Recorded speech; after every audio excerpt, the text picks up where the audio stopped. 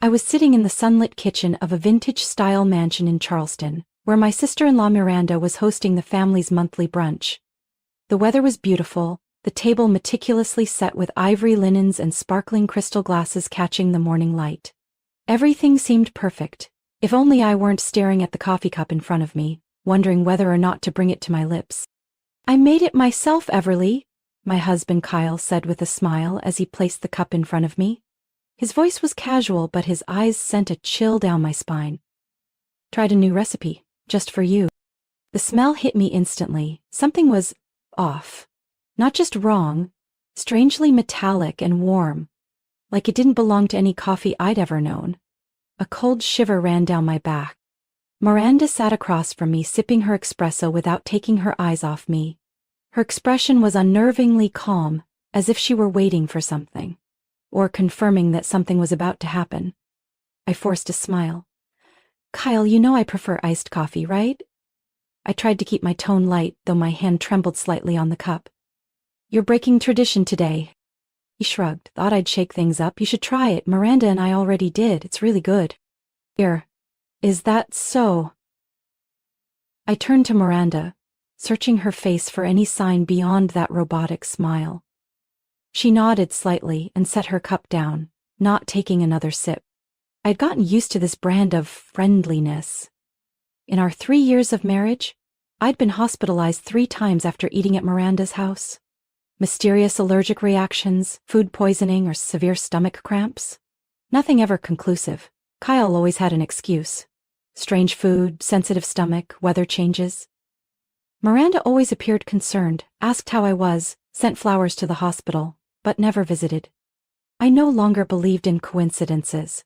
Not after nearly missing a major meeting because of a detox tea she'd made for me. "So, what were you and Miranda doing at her place so late last night?"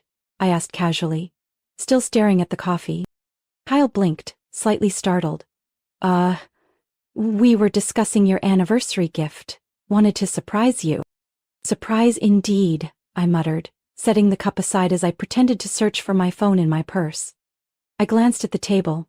3 cups of coffee, 1 for me, 1 for Kyle, 1 for Miranda. Mine was the only one untouched. And I was sure they both knew that. Miranda propped her chin on her hand, her smile barely noticeable.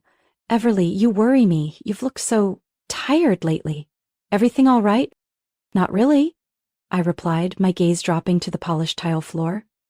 "Maybe I just haven't had my coffee yet." I lifted the cup to my lips. Didn't drink, just mimed a sip, while keeping my eyes on both of them. They exchanged a brief glance. Not long, but long enough to tighten the knot in my chest. Something was happening. And if I wasn't careful, this cup might be the reason I never left that table. I stood up, phone in hand like I'd just gotten an urgent message. "Excuse me, I think my assistant just texted me. Mind if I use your study for a second, Miranda?" "Go ahead," she said, her eyes following me like a hawk. I walked past the table toward the hallway leading to the study. As I passed Miranda's chair, I deliberately stumbled a little. "Oh, I'm so sorry," I exclaimed, bumping the table just enough to jostle the cups. While leaning down to fix the linen and realign the cups, I switched mine with hers in one swift, subtle motion no one would notice, unless they were looking for it. Miranda glanced at me, her brows twitching, but said nothing. I rushed into the study, heart pounding, hands shaking from the adrenaline. I left the door slightly ajar, just enough to watch the table from a distance. Kyle was on his phone. Miranda picked up the coffee, my original cup, and brought it to her lip. I held my breath, one sip, then another. 10 seconds passed. Nothing. I started to doubt myself. Was I just being paranoid? Then Miranda placed a hand on the table, her face tightening. Her other hand gripped the chair. Kyle looked up at that exact moment and saw his sister's pale face. He jumped to his feet. "Miranda?" "My throat, it's burning," she stammered, her hand trembling. "Kyle, there's something in that cup." I stepped out of the study, my phone already recording since the moment I entered. "Not feeling well, Miranda?" I asked. My voice calm, eyes locked on Kyle. "Everly, you..." Miranda's voice cracked, eyes darting between me and Kyle. "You said it would only make her tired, not..." "Wait," I cut in, stepping closer. Only tired? What exactly did you tell her, Kyle? He stared at me, blood draining from his face. This wasn't supposed to happen. That wasn't her cup. The kitchen went dead silent. I pulled my phone from my coat pocket and held it up. I recorded everything, including what she just said about you promising it would only make me tired. Miranda clutched her stomach, gasping. Call an ambulance. Kyle fumbled for his phone. I'm calling. I didn't know she drank the wrong one. I stepped back and dialed 911. I need an ambulance at 145 Elmhurst Drive. Someone is having a severe reaction after drinking coffee. She's shaking, nauseous, her hands are seizing. I gave them the address, eyes still fixed on the two of them. Miranda collapsed on the floor, Kyle kneeling beside her, face as pale as paper. Everly? You switched the cops, Miranda whispered. You knew. I crouched, keeping a safe distance, locking eyes with her. After 3 ER visits in 6 months, you think I wouldn't figure it out? The birthday breakfast, that weird-tasting egg, the tea before my big presentation. And now this coffee. The door burst open as paramedics rushed in. I stepped back to let them through. Kyle? You planned this with your sister? I asked, not needing an answer. Because of the contract I landed? Kyle stayed silent, sweat beading on his forehead as Miranda moaned through the spasms. I'll go to the hospital with her, I said to the medics. She's my sister-in-law. One nodded, motioning for me to follow. Kyle tried to grab my arm. You don't understand, this isn't what it looks like. I pulled away, voice like ice. Really? Then how did you know it wasn't Miranda's cup before she said anything? Ifus. I walked out the door, my chest heavy but no longer afraid. As the morning light streamed through the windows, the truth was coming to light. And this time, they wouldn't get away with it. I sat in the ER waiting room, at St. Vincent Hospital, eyes locked on the partially closed door across from me. Miranda was being treated inside. Kyle had disappeared the moment the paramedics wheeled her away. No one saw him leave. No explanation. No message. I pressed my palm against my thigh to keep from shaking. In my purse, the phone was still recording. The entire conversation at the brunch table, every word Miranda said, every reaction from Kyle, and most importantly, his whispered voice. That wasn't her.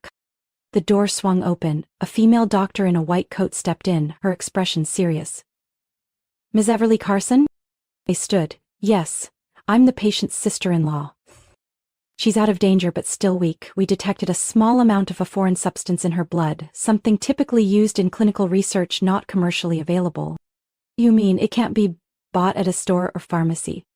Exactly. And, more importantly, with the amount Miranda consumed, if you had been the one to drink that coffee, the consequences could have been far more severe. I gripped my bag tighter, part fear, part fury.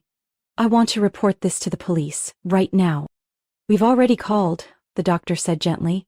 An officer is on their way. In the meantime, Miranda has asked to speak with you. I nodded and walked down the quiet hallway toward the hospital room. Miranda lay there, pale, hooked up to an IV, her eyes half open, staring at the ceiling. When she saw me, she frowned and tried to sit up, but didn't have the strength. I thought you wouldn't come, she whispered. Not come? After you nearly killed me for the 4th time in 6 months, I figured I should at least look you in the eye one last time, I replied, my voice cold. Miranda pressed her lips together, her breath shallow. It wasn't to kill, just to make you rest for a while. Rest? I stepped closer, lowering my voice. You mean be conveniently absent so you could present the Brentwood proposal in my place? Miranda closed her eyes, as if bracing herself against both the pain and the truth being spoken aloud. Kyle said if you missed the meeting, the board would hand the project over to him and me. You were behind the times I ended up in the hospital? I asked, even though deep down I already knew. I made the tea when you had that allergy episode, just enough to make you dizzy. Kyle brought the muffins on your birthday. He added a little flavoring, that's what he called it. I sat down in the chair beside her bed, eyes unblinking. Why? I never competed with anyone. I worked hard, I came in early, stayed late. I even gave you the spotlight last year on the Harper project, Miranda sighed, eyes still closed. Because you made everything look easy. Clients loved you, you had the ideas they wanted, and me, I worked for over a decade and no one noticed. Then you showed up and all the spotlight went to you. I sat in silence. There was no excuse for what they did, but under the hospital's soft yellow light, I saw nothing but a woman hollowed out by envy that had eaten through all reason. And Kyle? I asked. He's my husband. The one who swore to protect me. Miranda squinted, lips twitching into a weak smirk. Kyle never stood behind anyone. Once you outpaced him, everything changed. The coastline deal, the lakeshore contract, they all went to you. The door opened. A female officer entered, followed by a nurse. Ms. Miranda Stone, the officer said, we need you to cooperate in an investigation regarding the suspected attempt to harm another individual. Miranda nodded weakly. She didn't resist. As they prepared to escort her out, she turned to me. Everly? Don't trust anyone. Not even the ones who sleep beside you every night. I stood still, my heart heavy. That line haunted me more than the confession. I left the hospital that afternoon under a light drizzle. Raindrops tapped against the roof of my car as I sat in the parking lot, hands clenched on the wheel. Miranda's last words echoed in my head. Don't trust anyone. Not even the ones who sleep beside you. I knew this battle was far from over. Before leaving, I had sent the audio recording from the brunch to my private attorney, Andrew Gallagher, a former partner from several intellectual property cases. He was not only brilliant but completely discreet. Less than 10 minutes later he called back, voice calm and firm. Everly, this is the first piece of evidence we need. But I'll need more, something to show this wasn't an isolated incident. I looked down at my phone, then reached for the backup phone, the one I kept hidden in my desk drawer. It held a full archive of voice memos and screenshots I'd quietly collected over the past 4 months. The first time I truly suspected something was wrong was back in February, after I collapsed in the conference room just hours before I was set to present a strategic plan to the Corellas board. Kyle had stepped in to replace me, and even though he simply repeated my slides, the report credited him as the lead presenter. That evening, I found a small, unlabeled white sugar packet tucked into the lunch Kyle had packed for me. I didn't say a word, but from that moment on I started recording everything. I opened a folder labeled Obsidian, a code name I'd given it. Inside were 17 voice recordings, 24 screenshots of messages between Kyle and Miranda, and a detailed log of every incident, the time, the symptoms, who cooked, who handed me drinks, and what happened afterward. Every detail arranged like a covert operations report. I sent it all to Andrew with a note. I'm ready to bring this to light. I won't let them get away with it. Within 30 minutes, Andrew called back. Everly, this is no longer just a family or workplace dispute. This is a systematic scheme to cause harm, sustained over months, with clear evidence of collusion and intent. I'm forwarding it to an investigator. But you need to stay calm and absolutely avoid confronting Kyle directly. I nodded silently, then drove home. The house Kyle and I once shared sat on Oak Ridge Street, lined with deep red maple trees. I didn't go in right away. Instead, I played a voice memo from 3 weeks ago, when Kyle called Miranda from our living room thinking I was asleep. Not strong enough, Kyle had said. Last time she just got dizzy and still showed up to the meeting like nothing happened. You sure it'll work this time? Miranda's voice, cold and matter-of-fact, answered. As long as she misses the Argon & Co. product launch, the client will come to us. They want consistency, not someone who's constantly hospitalized. I stopped the playback, my chest going cold. When I opened the front door, Kyle was lounging on the sofa with a glass of wine, as if nothing had happened. You're back. How's Miranda? I didn't answer. I walked straight to the office and locked the door behind me. I needed a safe place to prepare. On my computer, I opened our most recent contract with Henderson Group, a deal worth over $8 million. My name was listed as the direct representative, and I knew Kyle had tried to take the lead for the executive pitch and been denied. Anger and betrayal swirled in my chest, but I couldn't let emotion cloud my next steps. I turned on the webcam and began recording a video statement, My face was clear, my eyes steady, and my voice resolute.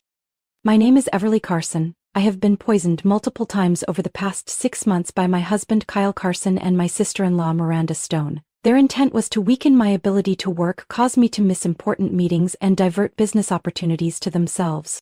I saved the file and named it Final Truth Mouth 4. When I stepped out of the room, Kyle was watching me closely. "You okay?" he asked. I smiled. "Fine. But I think we need to talk. With a lawyer." Kyle's face tightened for a split second. I could see him calculating an exit strategy. But this time I was already one step ahead, and I wasn't stopping until the truth came to light.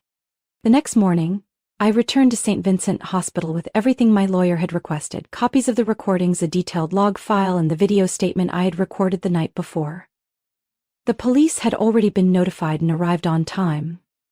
Officer Maria Ellison, along with 2 colleagues and the attending ER doctor, met me in the administrative office. "I've been briefed," Maria began, her voice firm. "But we'll need to review all documentation and, if possible, confirm the hospital records of your recent admissions." "I've prepared everything," I said, handing her a USB drive, "and here's a letter from Dr. Brunner. He treated me during my last admission in June." They opened a laptop and plugged in the headset. As the branch recording played, I watched Maria's expression shift from skeptical to stunned to icy. "That wasn't her cup." Maria repeated Kyle's line from the recording.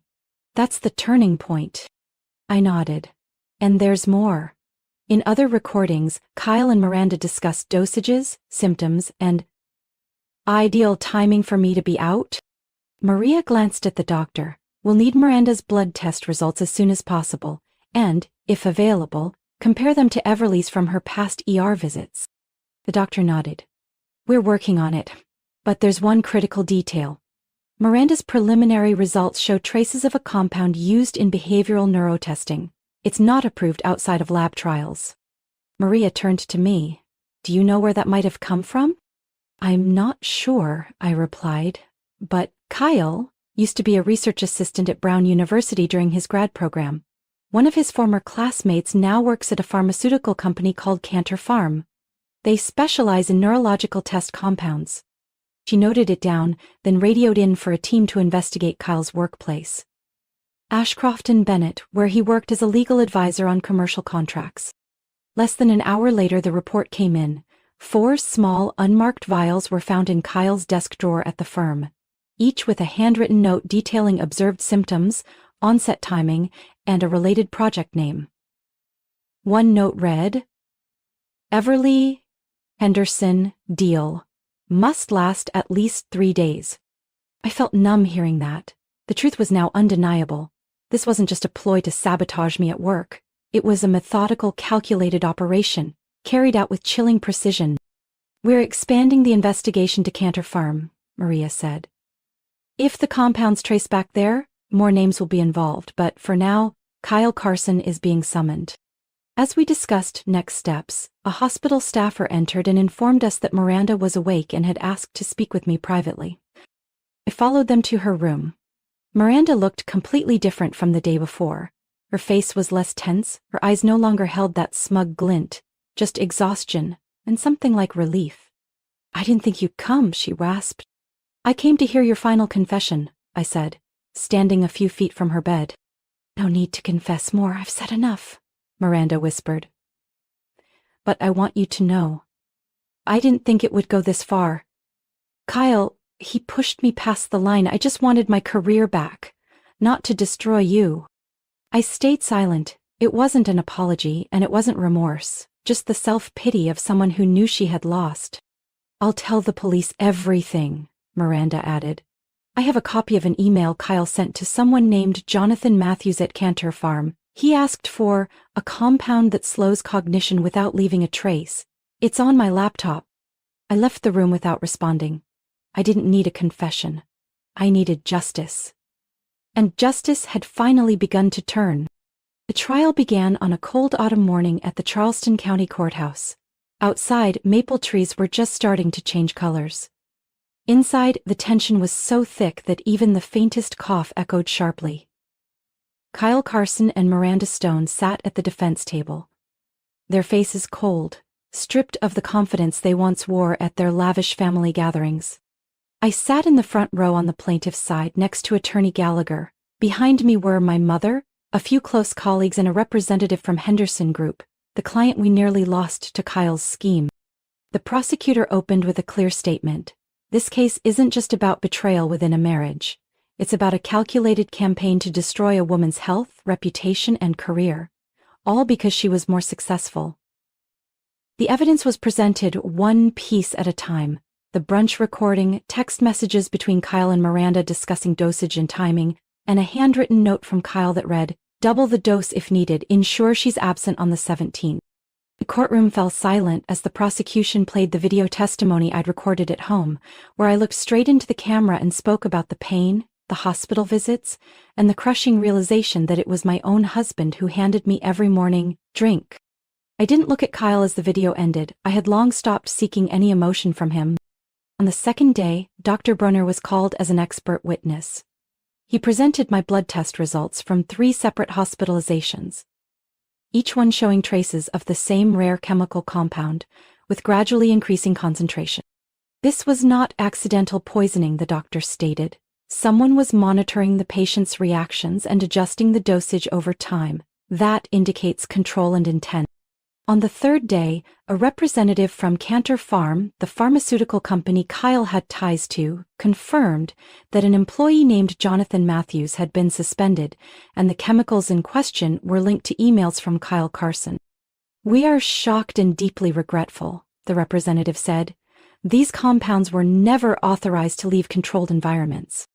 When the defense attorneys stood, they tried to shift the narrative by claiming Miranda was manipulated and that Kyle only wanted to help his wife rest from being overworked. The courtroom erupted when the prosecutor responded. Help her rest? By lacing her food with test compounds? By emailing a friend asking for a dose strong enough to keep her out of work for 3 days? Your Honor, this is not concern, this is conspiracy. On the final day, Miranda requested to speak. She wore a pale blue blouse, her hands trembling as she stood. "I don't deny anything," she said. "But I never thought it would go this far. I admit I was jealous. I admit I stayed silent when Kyle crossed the line. But I never meant for this kind of harm." Kyle remained silent throughout the entire trial, except when the verdict was read. When the jury returned, no one moved. The judge stood, voice steady. "The jury has reached a verdict. Kyle Carson and Miranda Stone are found guilty on all charges: conspiracy to cause serious bodily harm, unauthorized use of controlled substances for personal gain, and intentional endangerment of another person's life." I held my breath as the sentence was delivered. "The court hereby sentences Kyle Carson to 18 years in prison, Miranda Stone to 12 years. Neither sentence is eligible for probation." Kyle didn't lift his head. Miranda broke down in tears, the first time she had shown any emotion during the trial.